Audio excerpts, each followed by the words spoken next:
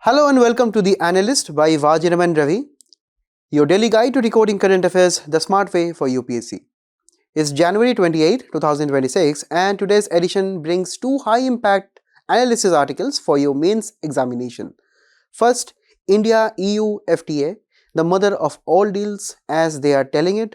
Understanding its strategic, economic and geopolitical implications would be our main aim. Second, Supreme Court on acid attacks, a critical look on victim protection, legal enforcement, and identifying the gaps in implementation of safeguards. Finally, in our simplified section, we will be covering highly crucial updates which are very important for the upcoming prelims 2026 examination. So, let's begin. So guys, finally, India and the European Union has signed the mother of all deals in the entire history of economic integration, and that is where we will be trying to understand the nitty-gritties of the deal here. Also, guys, we have to understand that this deal is not yet final. I mean, the legalities, all of the various details will be finalized in the coming months. It will be signed and finally it will be coming into effect from 2027. But so far, we have reached consensus with the European Union and vice versa too, with reference to the free trade that will be happening between the two countries. This is coming in line with the recent India-UK free trade agreement too. So that is why you will see that gradually India is trying to sign up various amount of FTAs with so many countries. Now, what are FTAs? We have discussed this in the previous analyst sessions. About the European Union, we also have discussed in the previous sessions. So I won't be wasting your time here discussing about the previous discussed thing. We will be talking upon the various details of this historic deal here, which is highly crucial for your GS2 and GS3. When we talk about the bilateral relations between India and the EU, and also regarding growth, employment, MSMEs, balance of payments and structural reforms, because all of these topics from economics are highly connected with reference to this mega FTA. Now, why it is called the mother of all deals?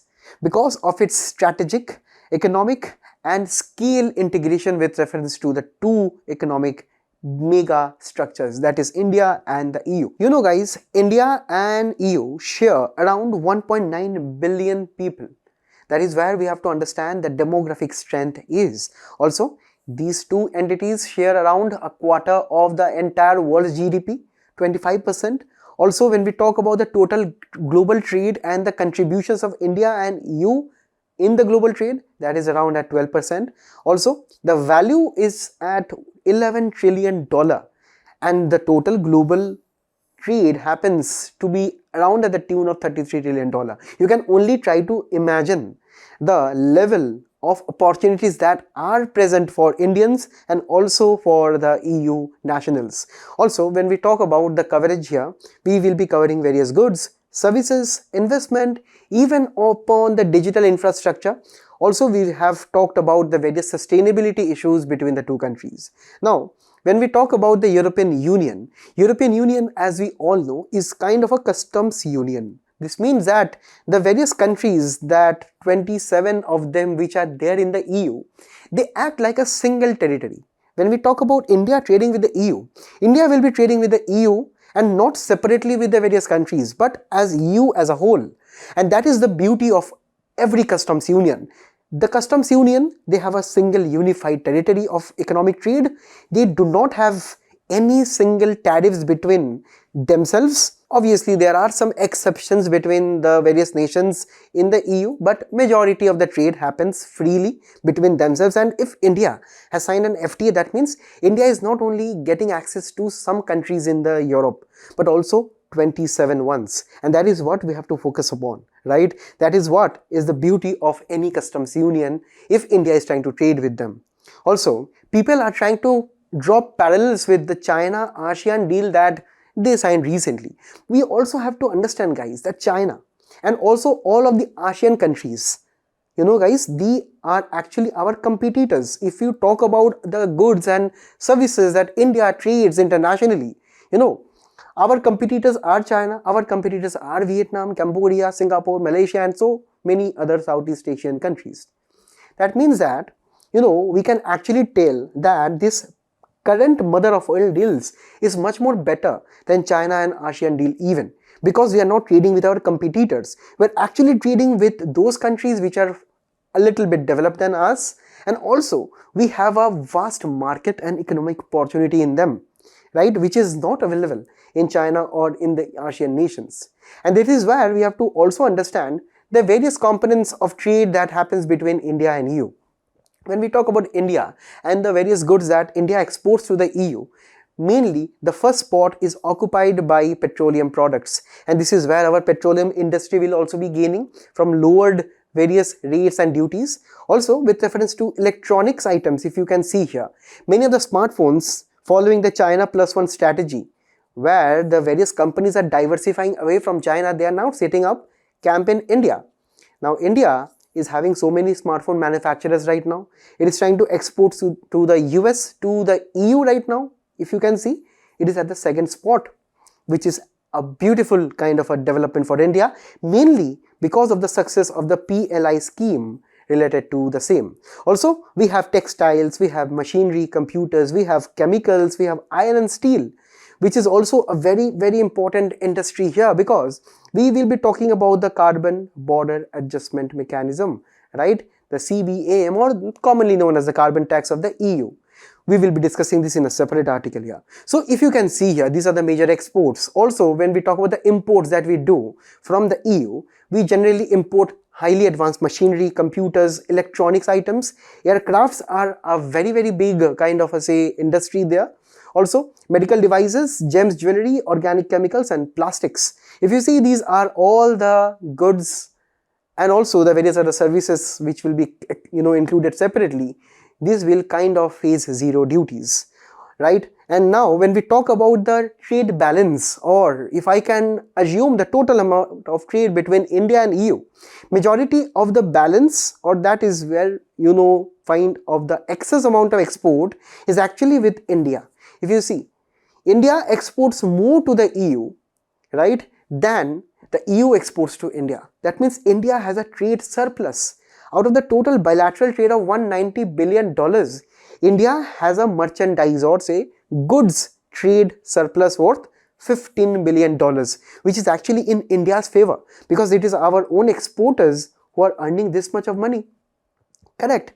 Also, if you can see, apart from the goods part, we also have talked about the investment and the strategic ties. For example, if I talk about the total amount of FDI which actually tried to inflow from the EU to India, it is at the tune of $117 billion from 2000, and it contributes to around 16.5% of India's total FDI inflows. So a lot of investment coming from EU, a lot of technology, a lot of employment opportunities generated in the country due to such investment opportunities. Also, Indians are not left behind. Indians also try to invest around $40 billion, mainly in the iron and steel industry in the EU. So this is where we find the vast amount of economic potential as of now, if you look at the current bilateral trade report card. Also, finally, if we can talk about the FTA right now, the FTA is not a new affair between the two countries. It has been the culmination of efforts of decades. And when I'm telling decades, it is literally decades, because it started in October 2006. And gradually, we try to negotiate with the EU with various kinds of, policy imperatives on the various goods and services which can see zero kind of tariffs between the two countries. But due to various issues, mainly upon the technical aspects of the various charges and the tariffs, India and EU did not agree upon the initial agreements. And that is why it was kind of stalled for till around 2021. Finally, in 2022, in June, the European Commissioner for Economy and Productivity and our own Indian Commerce Minister, Piyush Goyal, they actually relaunched the India and EU negotiations again.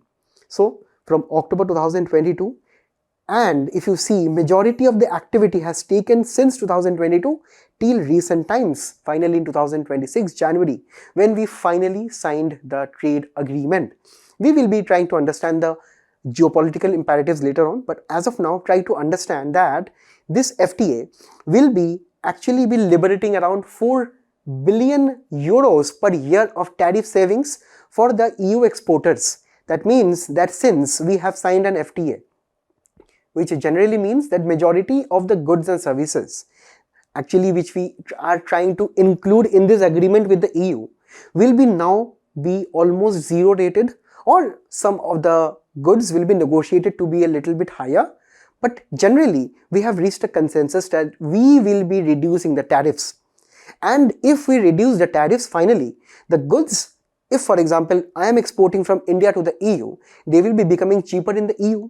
Also, if someone is exporting from the EU to the Indian economic territory, that means tariffs will be lower, specifically on automobiles and also alcohol, guys, right? Because these are the two major industries which EU has focused that okay, we will be trying to reduce the tariffs with India with reference to these automobile and alcohol. And also, if you find that tariffs will be coming down from 110% in automobile to around 10% over the next 5 years. That means Audi, Mercedes, BMW, all of the things that you wish to buy one day, they will be cheaper, guys, right? Also, the thing is that India has levied a quota, but this means that this tariff relaxation will be only be allowed for around 2.5 lakh vehicles per year. That means there will not be unlimited amount of tariff reduction for all the manufactured vehicles. Also, on wine, on spirits, on beer, guys, do not try to consume alcohol right now because just they become cheaper, right? Let the grown-ups and the various other people develop this habit, but all of you need to be very sincere in your preparation. All of you all just need to know that okay, if we are trying to reduce the tariff on wines, the EU exporters will be very happy, so that they can actually reduce the tariffs on all our majority of the trade items with the EU. For example, textiles, marine products, gems and jewelry, chemicals, electronics, engineering goods and everything. So this actually shows you that tariffs by the EU has been removed on 99% of the Indian exports. And this is actually very, very good news, because if we can actually look into the detailed breakdown here,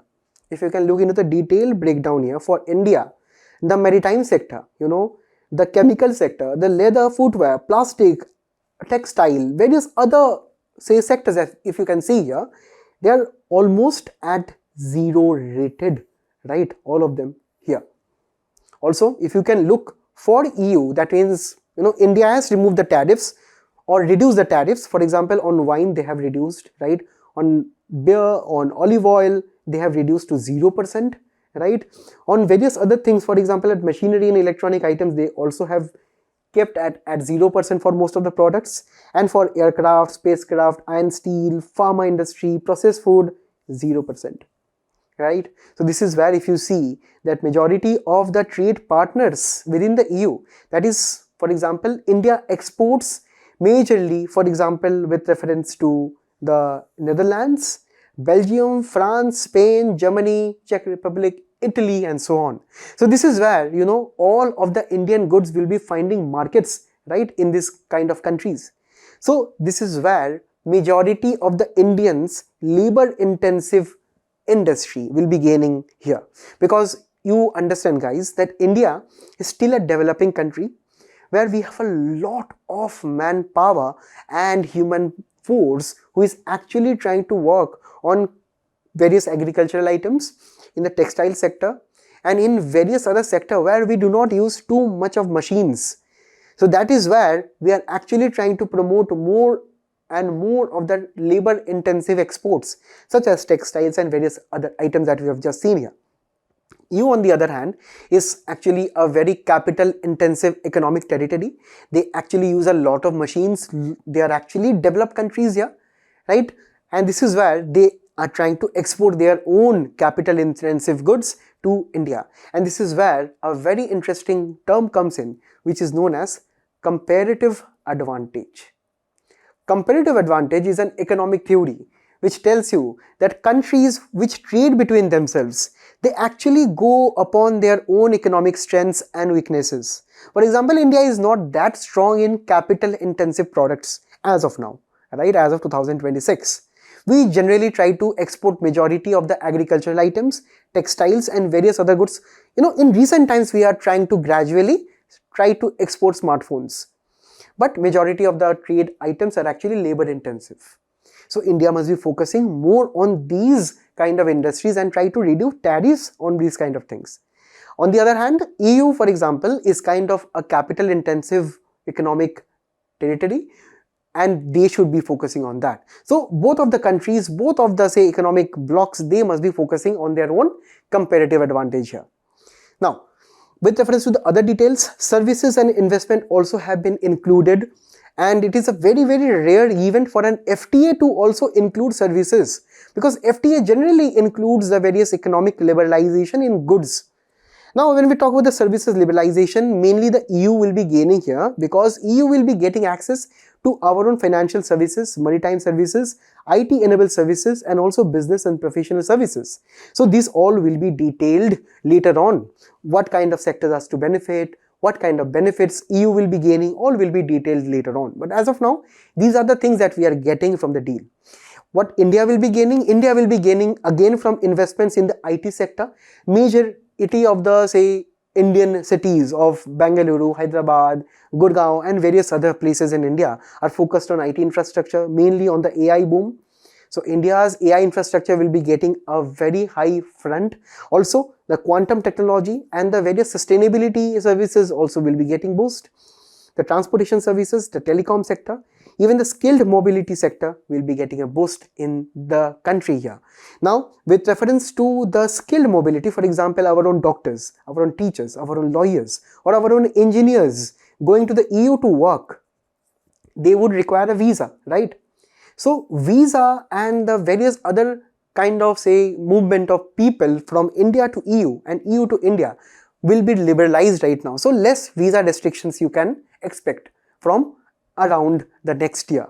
Also, the carbon border adjustment mechanism, the carbon tax it is popularly known as, right? The EU's carbon border adjustment mechanism was kind of a major issue between the two countries, because the CBAM was kind of envisaged by the EU to reduce the various goods which are produced in a very polluting way, so that those goods which are highly polluting, they won't enter the EU.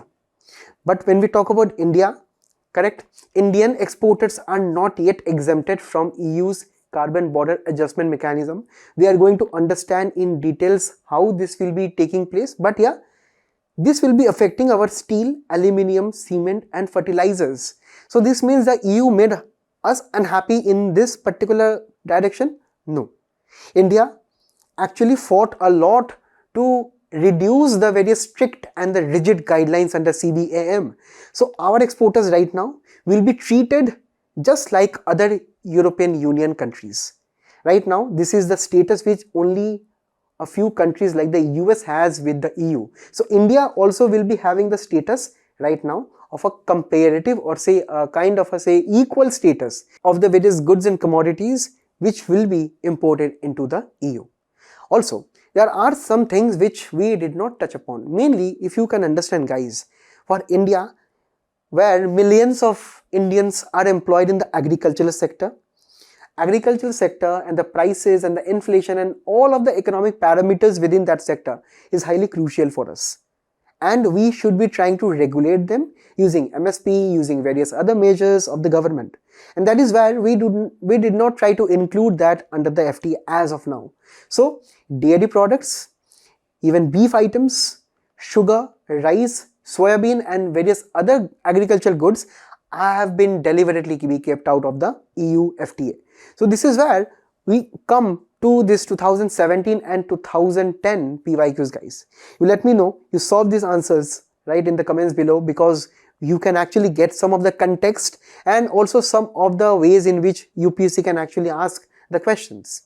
Now, when we talk about finally the analysis part, we have to understand guys that the EU actually signed a very strategic deal with India. Also India did the same.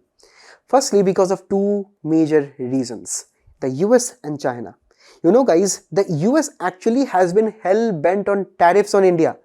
It imposed 50% tariffs on India, right? It is kind of threatening to impose even more.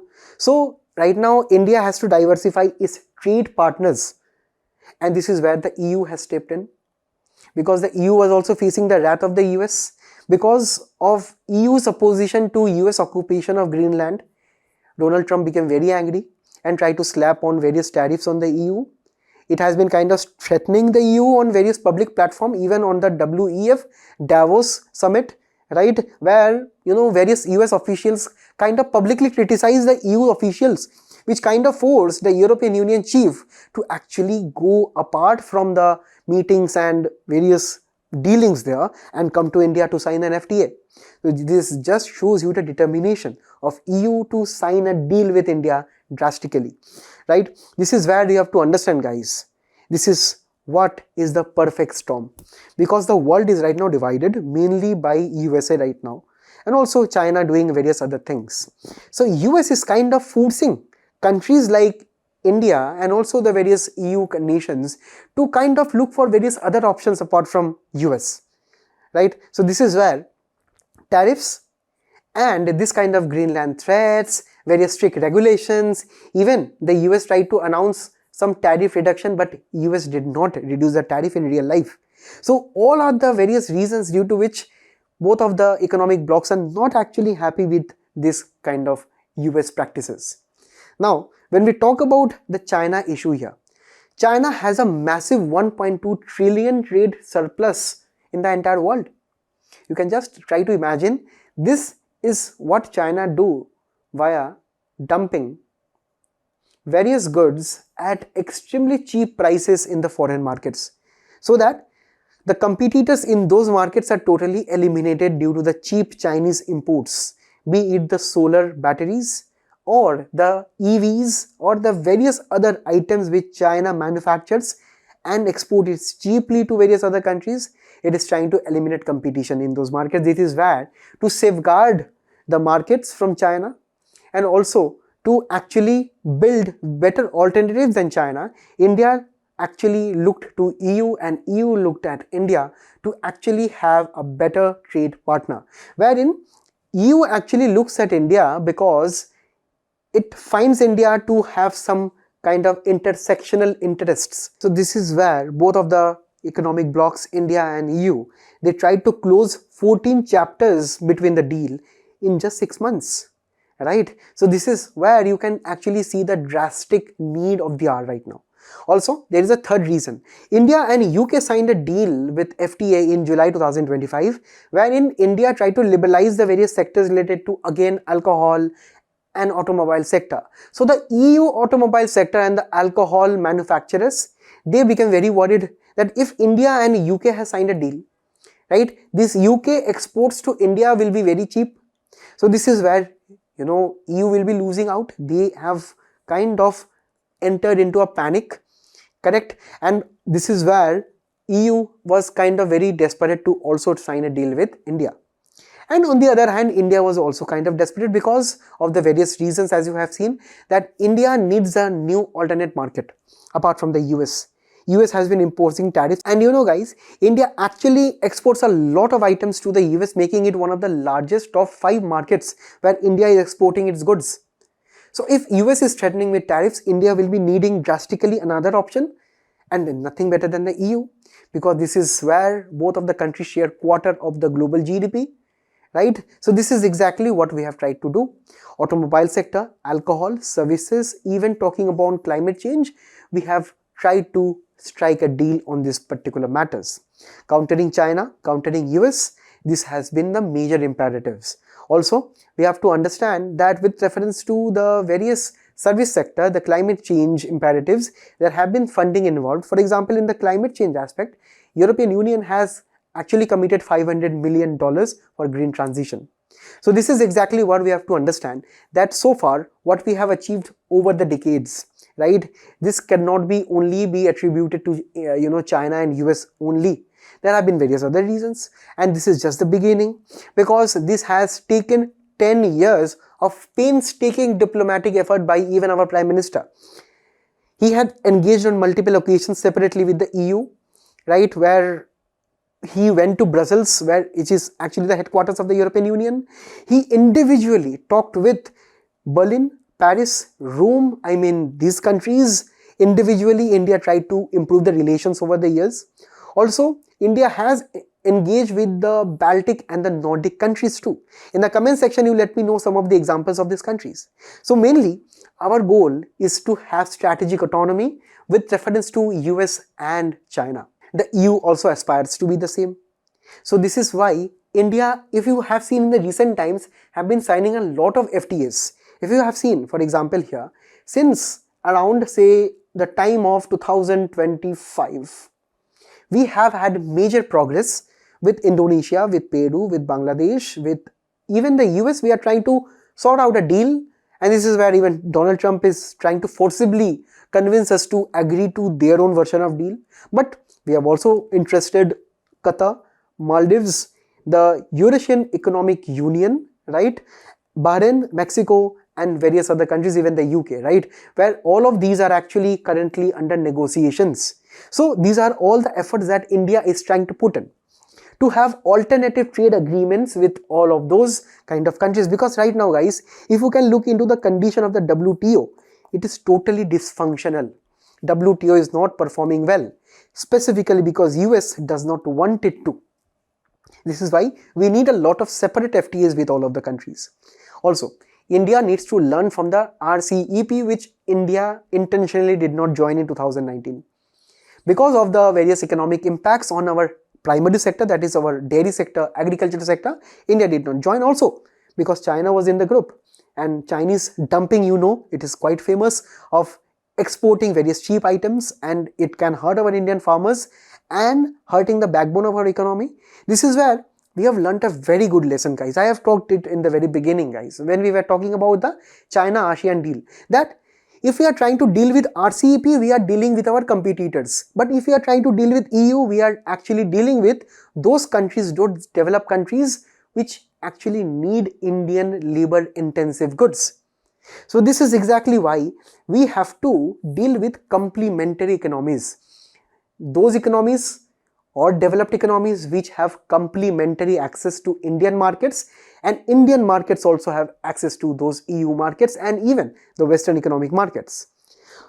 Finally, we have to try to finalize negotiation, guys, on all these fronts. We have to reach the agreements because the US should not be trying to corner us. And at the end of the day, we also have challenges because signing a deal is not only enough. We have to go beyond it.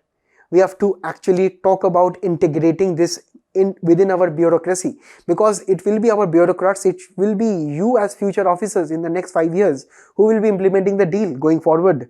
So all of you have to be very well diligent, well prepared, well read. You should not be delaying the setting up of new MSMEs who are trying to export to the EU. You should try to promote this as India's own economic interest. So less amount of red tapeism must be there, right? Also, the collaboration between the various state governments and the central government with reference to implementing this at the ground level is very important. Also, the various legal disputes that can come up between EU and India with reference to some of the patent rights, some of the geographical indications, right? For example, the various GI tags that we have, which can be exported to the EU with reference to various qualities, with reference to the carbon tax. All of these issues should be sorted out very soon in the coming months, and it is highly optimistic that both of the countries will be sorting them out because both of them countries want high economic integration between themselves. So all of you can try to attempt this question in the comments, and I will be trying to review it. And in this, you can try to give in so many amounts of value additions. For example, the FTA's agreement since 2000, as you can see here. So finally, we'll be moving on to the next one. Guys, in this article, we are going to have a comprehensive understanding of the issue of acid attacks in India, where recently the CJI has rebuked sharply the various perpetrators of such heinous crime in the country. This is where, from prelims perspective, we need to look into the legal aspects of acid attacks. From the perspective of GS1, Indian society, GS2, Judiciary and Social Justice, and finally even GS4, where we have to talk about various theories of punishment, where Supreme Court gave us a direction into which we should be going if we are trying to punish acid attack perpetrators. This serves as a highly crucial GS4.2. So this is where we come into the life of Shaheen Malik. Shaheen Malik, if you can see here, is a wonderful woman who has fought decades of injustice at our judicial level because she was attacked in her 20s with acid, and her face and her life was totally destroyed after this attack. She is now 42. She is now still fighting the case against her attackers. Recently, if you can see, her attackers were recently acquitted after 16 years. This is highly unjust, and this is what we have to understand, guys. She went 25 surgeries over the years. She lost her eyes, and at the end of the day, her identity, her life, her economic agencies, everything is destroyed. So this is where she decided that no, it is not her only issue, because in India there are so many acid attack victims. So she decided to fight. She decided to actually talk about two options that she only has: to be dependent on her parents for life, or go out to actually see what life had in store. So her journey in the courts actually inspired millions, and she receives a lot of support right now, especially that CJI has promised her that the best legal counsel in India will be appointed to fight her case. And this is what, let us start with the very topic of acid attack. When we talk about definitions and introductions in UPSC, we can try to give some amount of introduction to the topic. We can also state some facts. We can also draw a map or some data actually highlighting why this issue is very important right now. For example, if I start with a definition, acid attack, if you can visually understand, it is throwing corrosive substance such as sulfuric acid, nitric acid, hydrochloric acid with an intention to harm the victim. Now, the Law Commission in its 226 report, it actually told that acid attacks in India has an unusual trend of gendered identity. That means majority of the acid attacks in the country, more than majority, much more than majority I would say, are totally biased against women. That means men who are evil, right? They want to burn the skin, they want to cause blindness, permanent disfigurement, permanent disability in women that they hate for various purposes. It may be because they want to destroy the woman appearance and their own identity. Because if you can see in recent times, cases are only increasing according to the latest NCRB data. Also, if you can see, the majority of the reasons due to which this acid attack happens is majority of the relationship issues, right? Because of just some, a boy and a girl who are falling in love, and after 1 year they are having some conflicts, the boy decides to suddenly throw acid on the girl's face. Second biggest reason is due to business conflicts, property conflicts, theft, even sometimes innocent and bystander attacks, correct? And various other attacks are there, due to which these are only the tip of the iceberg. Because according to an international institution, there are more than 1,000 acid attacks per year, and most of them are not reported. And these are the cases which are not reported to the police authorities or to any authorities. Whatever is reported, if you can see, that is increasing over a period of time. And most of the states, if you can see, are affected, like West Bengal, UP, Gujarat, right, where this acid is easily available due to the presence of industrial belt, for example, in UP. Correct? So this is exactly what we have to concern with reference to the various legal framework right now. In India, we actually have the Bharatiya Nyaya Samhita, right, 2023, where the section 124 is straight away treating acid attack as a specific serious offense. So understand the provisions here. For example, if a particular person is convicted out of that person will be facing 10 years of prison. that can also be converted into life imprisonment. Also, the fines must be just and reasonable to cover the medical expenses of the victim. Also, attempts has been defined that even an attempt to throw acid is punishable to 5 to 7 years in jail if that acid did not yet impact the woman. Also, mandatory treatment has been prescribed. All hospitals, public and private does not matter, must be providing free of cost treatment, because denial is a crime and time is of essence in such amounts of crime. On the other hand, we have various other provisions under the NALSA scheme which provides free of cost legal counsel, free of cost legal aid to such victims. Also, we have the Poisons Act of 1919, where the state governments are actually entrusted to frame rules under such acid seal. Well, such acid seals in public are totally banned right now, correct? But when we talk about the real ground implementation, it is very, very weak. And this is where the Supreme Court also have stepped in frequently. For example, in the Lakshmi case of 2013, right, the main thing that Supreme Court touched upon is that the over-the-counter sale of acid is totally banned, right? Also, if anyone is trying to buy acid, they would require ID proof, mainly because that particular person is doing some businesses which require that acid. Otherwise, no one is right now liable to buy acid over the counter. Also, the sellers must maintain a register of the people who are buying the acid.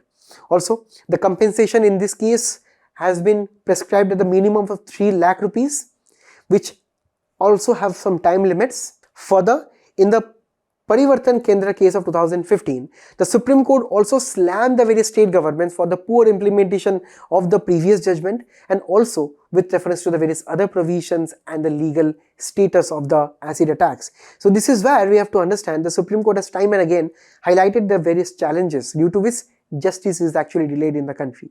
Firstly, we have seen that various police investigations are totally failure in such cases.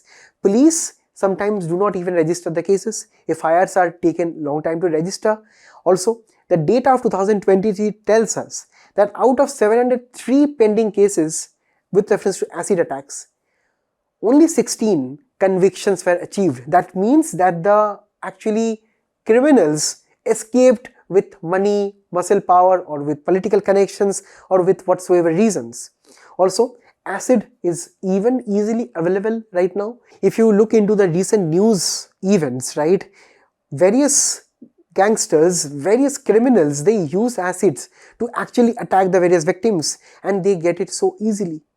Also, with reference to the compromise culture, with reference to the girls being forced to compromise by the victims, with reference to using political connections and various other aspects, sometimes these cases do not even reach the authorities, and this is just because of the out of the court settlement that the victims actually try to settle with the attackers.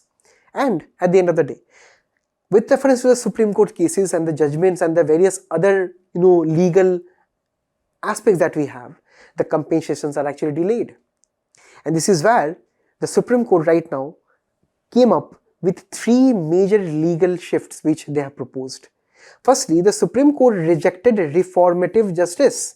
Supreme Court did not view that the acid attackers, for example, in this case, who attacked a girl, destroyed her entire life, they should not be treated with respect. They should be treated with the harshest of punishment. Supreme Court told that this is not the time where we believe in the Gandhian principle to hate the crime but not the criminal. Here we have to hate the criminal here, because if someone deliberately tries to attack one girl, destroying her identity, this is not a thing that can be spared. Also, if we go light on these criminals, they will not have any deterrent. So this is where the deterrence or the punishment measure should be such that the attacker should think not only twice, but thrice, but 4 times, 5 times before even attacking. So this is where the Supreme Court came up with the term extraordinary punitive measures, where they will be, or Supreme Court has proposed that the acid attack victims can claim all the compensations even if the compensations are not made by the attacker. the attacker's property will be attached, the properties will be sold off, auctioned off, and the money will be given to the various amounts of acid victims. So here, the police must be investigating the case and trying to attach the property of the attackers during the investigation itself, so that later on when the sale will be done, it can be done very smoothly, right? If the person is convicted, the properties will be kind of auctioned off and the money will be given to the victim. Also, the Supreme Court compared the same kind of heinous crime with the dowry deaths too. For example, if a woman is facing the harassment of dowry from their in-laws and her husband, right, and in some unfortunate events, if we have seen in recent times also, many women have committed suicide just because of the dowry demands by their in-laws and also her husband. So that case will be treated with the harshest of punishment, and here the husband will be treated as guilty until they are proved as innocent. So the burden of proof is actually on the husband here. So the same principle the Supreme Court thought of implying in this kind of acid attack case also. So the Supreme Court told that the burden of proof should actually be on the attacker right now. So right now it is actually the onus on the government of India to actually frame a nationwide legislation on this matter. Or we have to also work for the various other way forward. For example, we have to strictly enforce the law in the country. We have to make the SDMs accountable for any acid attack in their own jurisdiction. Second, we can also follow the Bangladesh model of doing massive amount of campaigns. Also, trying to have illegal shops closed within 30 days. This is where they have tried to seal down those shops and crack down at the very ground level using police. So this is where we can actually understand that Bangladesh, once it nearly had 500 cases in 2002, that has been reduced to 13 only in 2024, and the number is only going down. But on India's case, the number is actually going up. Also, when we talk about the justice delivery, we have to make it very fast. The prosecutors who will be trying to support the victim here, they must be properly sensitized, because most of the cases that actually see the court arguments and the court deliberations, the victim are actually cornered. They are actually abused in the courtroom. So that should be done away with. Next, we need more fast-track courts to reduce the delay. Also, as of now, the disability norms for acid attack victims are actually quite lenient. We have to move beyond the 40% disability rule, because acid attack victims, they lose their eyesight, they lose many of their features on their skin and various other things. And at the end of the day, Justice Verma Committee from 2013 actually recommended a National Survivor Fund, where the contributions can actually cover the medical expenses, legal expenses of such victims. So this is where you can practice this question. It is the end of the topic. We will now be moving into the simplified section. The government of Delhi has signed a memorandum of understanding with the Credit Guarantee Fund Trust for Micro and Small Enterprises. A very long term, but a very important one for your prelims examination. Also, you can cite this as a case study in your GST answer. Now guys, here this is a scheme to promote more and more loans that will be taken by this category of borrowers. Firstly, we have the micro enterprises or the small karkhanas that we have. Also, we have the women, we have the SC/ST entrepreneurs, we also have the Northeast region, Jammu and Kashmir, Ladakh regions, and finally the general category, the people like us, they also can be taking the loans here. And finally, there is one ZED certified units. These are the MSMEs who are manufacturing various goods using sustainable technology or clean and green technology. So for them also this scheme has been enhanced. Now, here what happens, for example, if I am taking a loan from a bank, the bank will always be asking for some collateral or a security in return. But if you can understand, these are the various sections of our population who sometimes may not have that collateral. So what the government will do, government told that okay, I am giving you a safety net. The government via the SIDBI and the Ministry of MSME launched a scheme in 2000. Now this scheme is trying to cover these category of borrowers with reference to the guarantee or the collateral. So for example, if you are taking a loan of 1 crore rupees and if you are actually setting up a micro enterprise, so 85% or say 85 lakh up out of the 1 crore rupees will be guaranteed by the Government of India via these agencies. And this ensures that this business can actually do business with a peace of mind. Now this is also following a hybrid security model. This means that 85% is guaranteed. What about the 15%? The 15% can be given in the form of gold or property details of that particular borrower. So if you find, you have two sides here. One, the borrower, they can give their own kind of security and collateral to the bank, and majority of the collateral is actually contributed by the government. And for all these, the borrowers must be trying to pay a small and nominal fee, which is known as the annual guarantee fee, just to cover the various fees and the charges. Also, in cases where these borrowers are not being able to pay back the loan or they default, the CGTMSE should be paying the same or paying the loan amount within 30 days directly to the bank. So this means that the bad loans or NPAs will actually go down in the country. So this was exactly what we have kept actually in mind, because a lot of NPAs were actually from the manufacturing sector in the MSMEs. So this is exactly why in the NCR region, from the Chief Minister's office, this has been launched, right? The CGTMSE will be guaranteeing around 75 to 90% of the loan amount, and the rest will be given by the Delhi government, and some will be borne by the final borrowers. So the sectors from manufacturing, textile, even renewable and skill industries will be benefiting from this scheme. Special focus, special attention will be given to women entrepreneurs and first-time entrepreneurs. So here, 95% of the loan extended by the banks will be government guaranteed. So the banks actually will be exposed to only 5% of the loan amount, and that loan amount maybe also will be backed by some kind of guarantee or some collateral given by the borrower. So the banks are safe, the borrowers also safe, and the borrowers and the entrepreneurs can do their own economic activity, hence generating more goods and services, generating more employment, contributing positively to the GDP of our country. Because guys, you have to understand, the MSMEs are the second largest employer in India. This is why these particular MSMEs must be promoted at the earliest. Also, just a prelim pointer guys, recently, as of 2025 budget, right, the MSME norms were revised. So these revised norms are very crucial for your mains examination and also for your prelims examination. Now we will be moving on to the next one. Apart from the India and the EU free trade agreement, we also signed the Euratom Deal. From the term itself, you can try to understand, it is consisting of Euro plus atom. This means that we are talking about nuclear energy, highly crucial for your prelims and mains examination. So let us start firstly understanding the part 1 of this article, which is talking about the nuclear pact.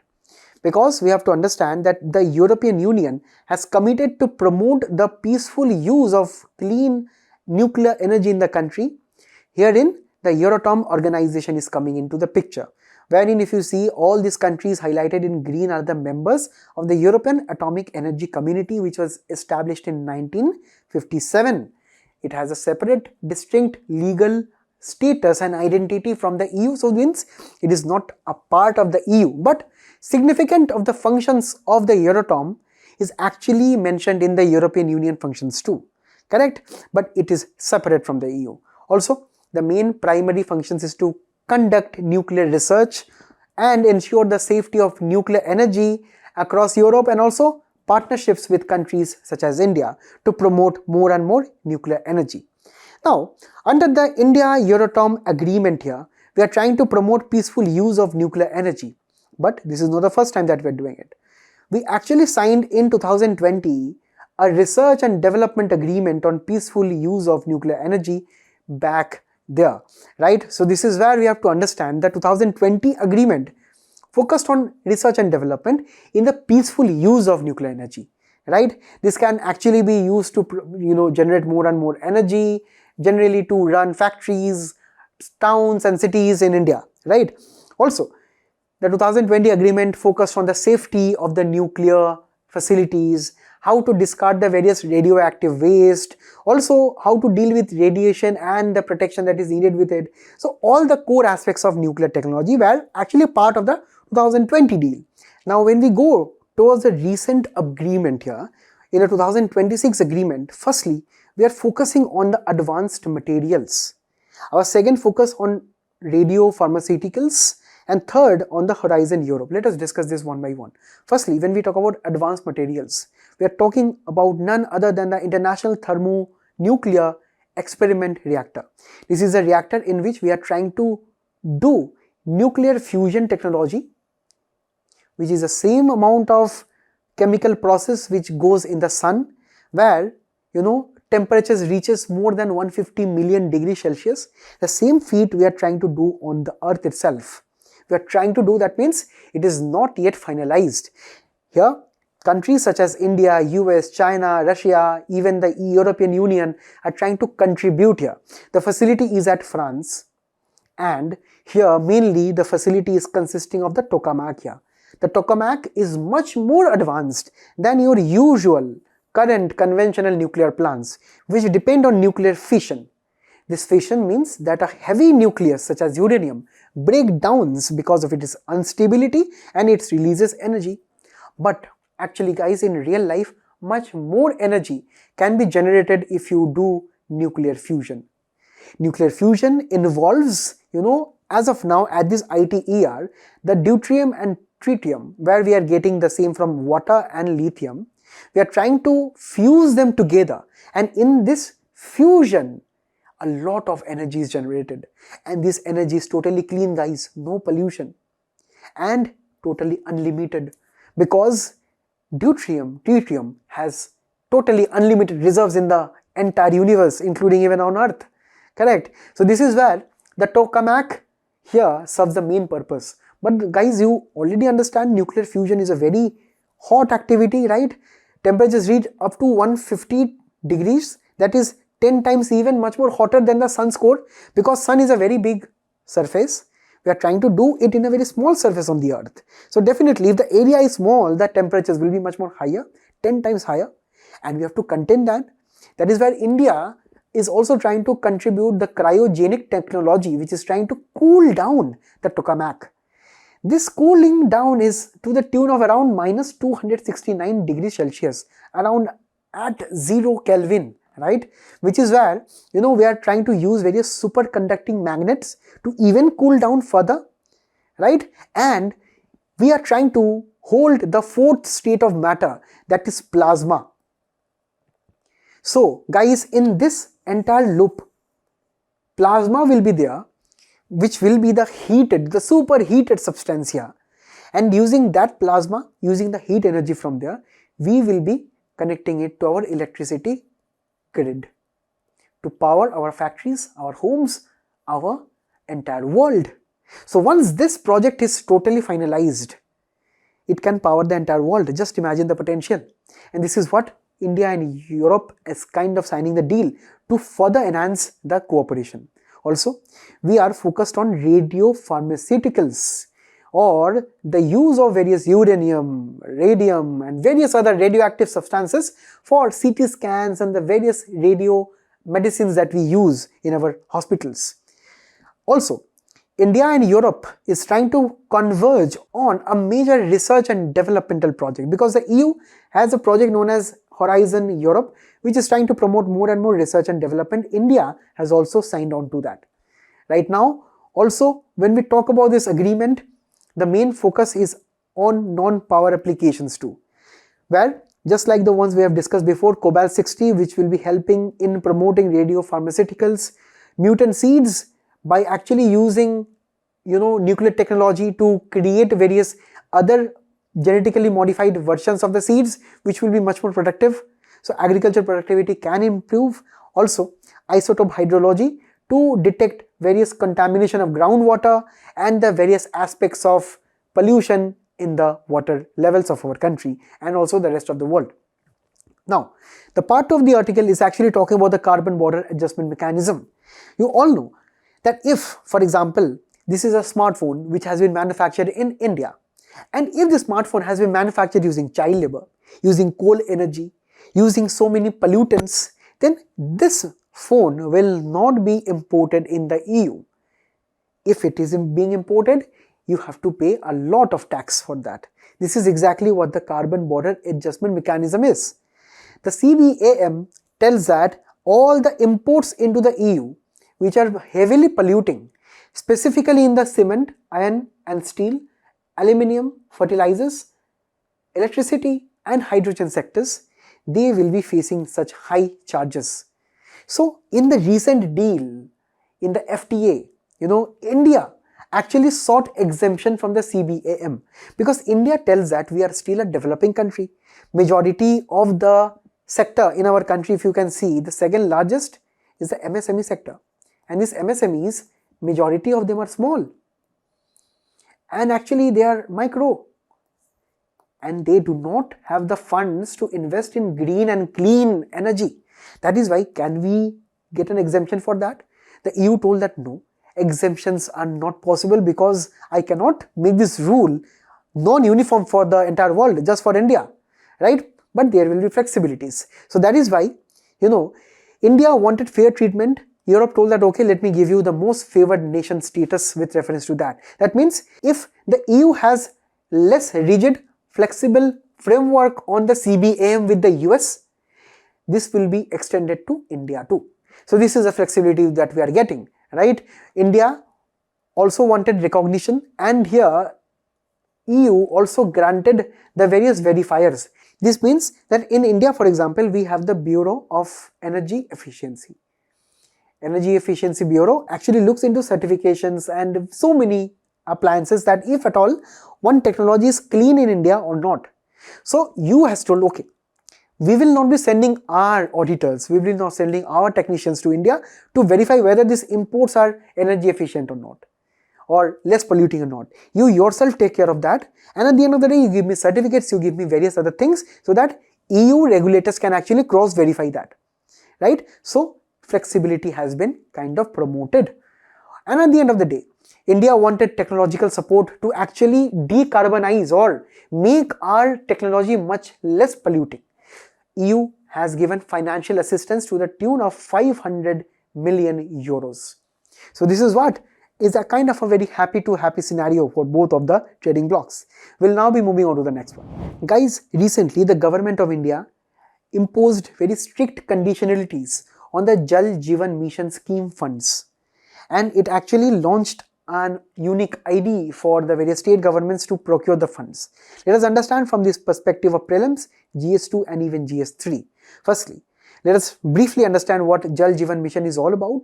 It is actually a rural scheme to promote tap waters or functional household tap connection to every rural household by 2024. And since this target was not completed, it was actually extended way much more into the future for some selected state governments due to various financial irregularities, which I will be telling in the next one. Now, Ministry of Jal Shakti under the Department of Drinking Water and Sanitation has this target of achieving 55 liters per capita per day in the rural households. So, from around the time of the launch of this scheme till 2025, 80% of rural households have been covered here. Mainly, 100% of the houses in Goa, Telangana, Haryana, Gujarat, etc. rural areas have been covered. Some of the lagging states of West Bengal, Rajasthan, Jharkhand are still lagging behind. Because guys, you have to understand one thing, why the states are being involved. Because this is a kind of a central sponsored scheme where the state governments need to promote 50% of the funds.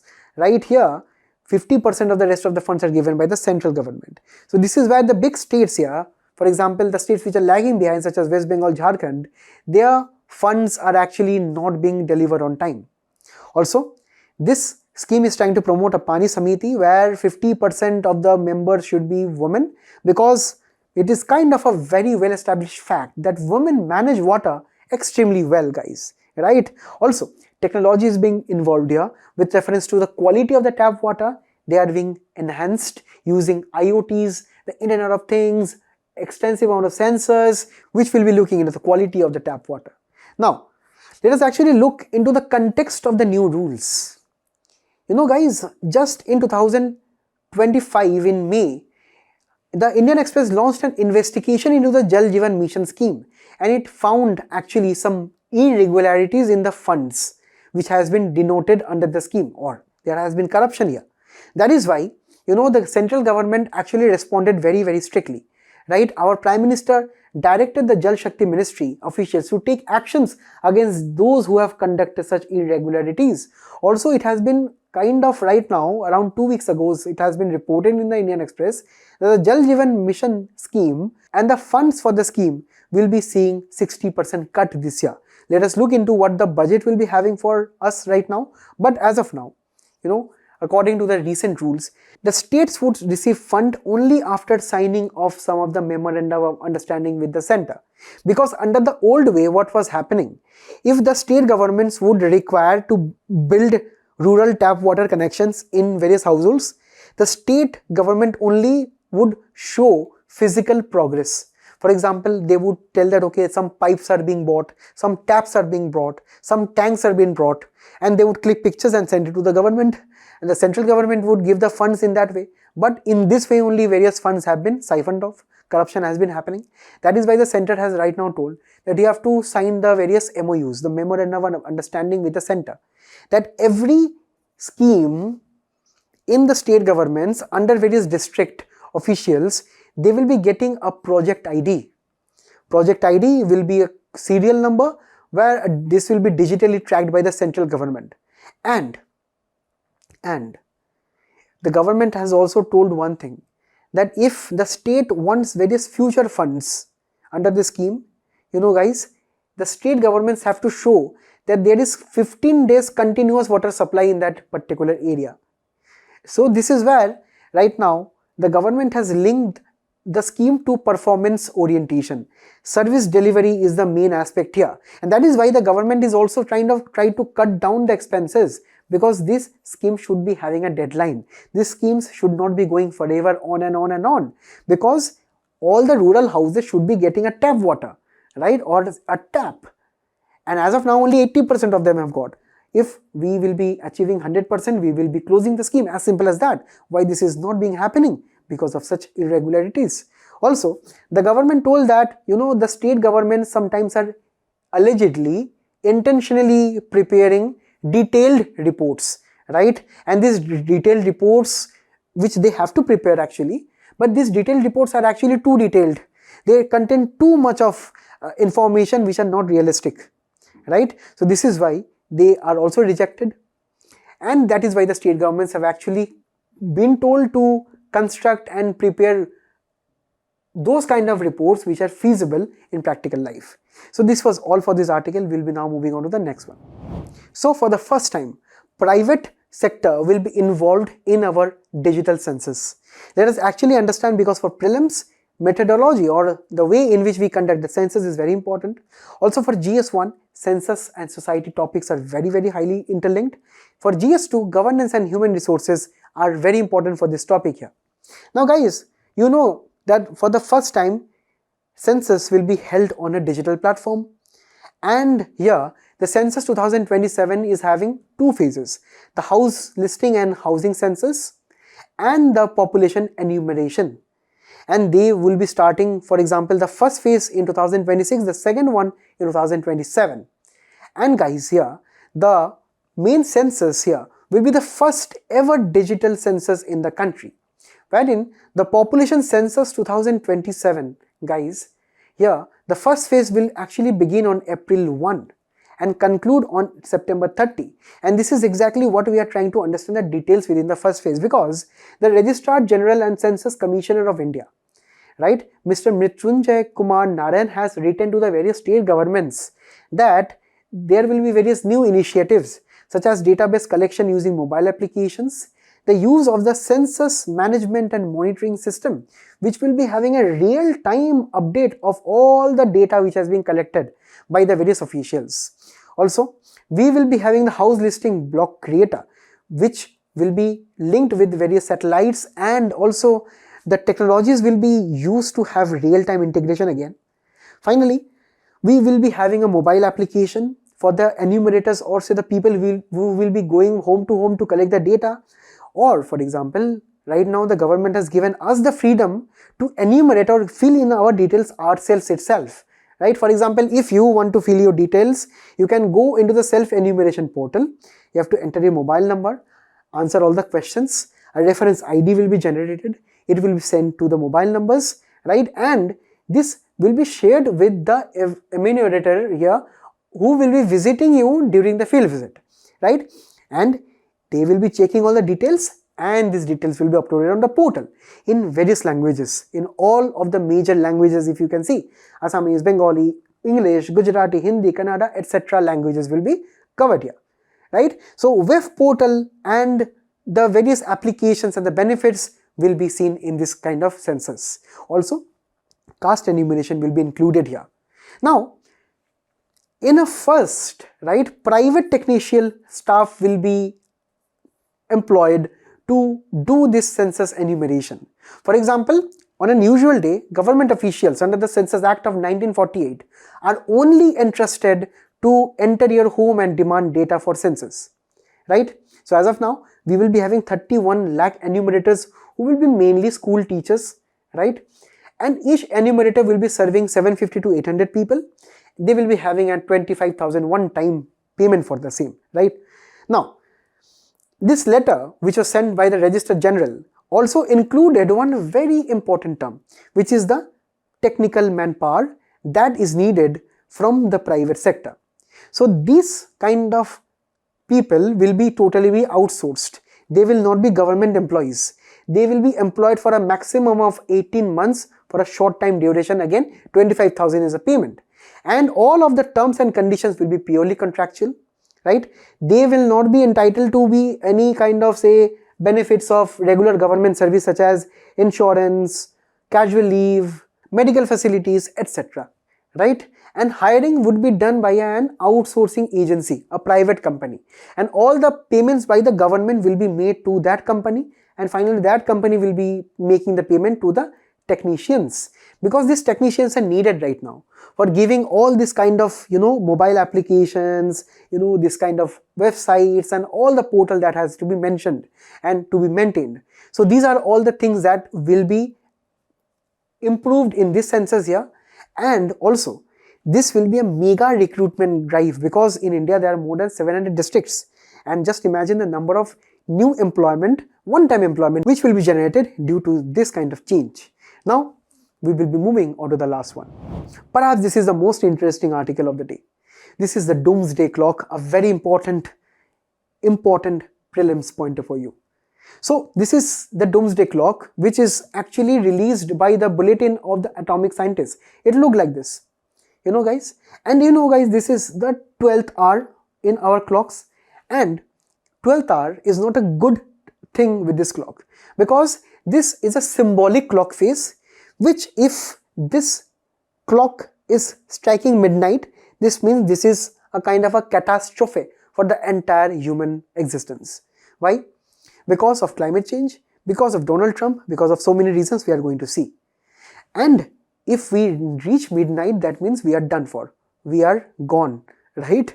And this clock has been kind of established in 1945 by the University of Chicago scientists, who were also a part of the Manhattan Project, the atom bomb project, guys, of 1945, which ended the World War, right? And whatever the decisions that, this Doomsday Clock is made by the Bulletin of the Atomic Scientists are actually undertaken by the Science and Security Board as a part of this bulletin, and also a board of sponsor wherein we have various Nobel laureates or the people who have won Nobel Prizes present here. Now, if you can see here, this is the clock here, and in many instances here, in the past, we have had reached almost midnight. But as of now, this is why we are only 85 seconds to midnight. That means we are just barely a minute from human catastrophe. Why? Because mainly of the major, firstly, the treaties which are expiring on nuclear side. The New START treaty between US and Russia will be expiring very, very shortly. That means after they expire, US can do nuclear test, Russia can do nuclear test, and nuclear testing is not a very good thing, guys. That means you are testing nuclear weapons. For what? Then where is the global peace for that? Also, we have artificial intelligence right now. We have high instances of artificial intelligence, and this is where AI is creating misinformation right now. And various big companies, big AI companies, big tech companies can use the misinformation on social media to divide us, which is also happening right now. On the other hand, we had seen how the US is investing more in fossil fuels. So, they think that climate change is a joke. Also, we are trying to promote more and more new types of DNA, new types of bacteria to fight the diseases. But on the other hand, did we ever realize that if at all these kind of viruses who are genetically engineered or bacteria who are genetically engineered, if they escape the laboratories, what havoc it can cause on the earth? The COVID pandemic is perhaps one of the biggest example. Why? Perhaps because it has not been yet proven that the virus emerged from the Wuhan laboratory or not. But still, there are risks due to that. And at the end of the day, we are seeing how democracies are wearing off. Donald Trump, the tariff, Venezuela, and various other autocracies of North Korea, right? So many instances are there where democracy or democratic institutions are degrading. Climate change is worsening. All of these things are happening, due to which we barely have a minute to midnight. So it is only to be seen what happens in the next year, how close we are to destruction or not. But as of now, this was all for today. I thank you all for being a very patient audience. Please do attempt the quiz which is following up. Till we meet again, all the best and best of luck. Thank you.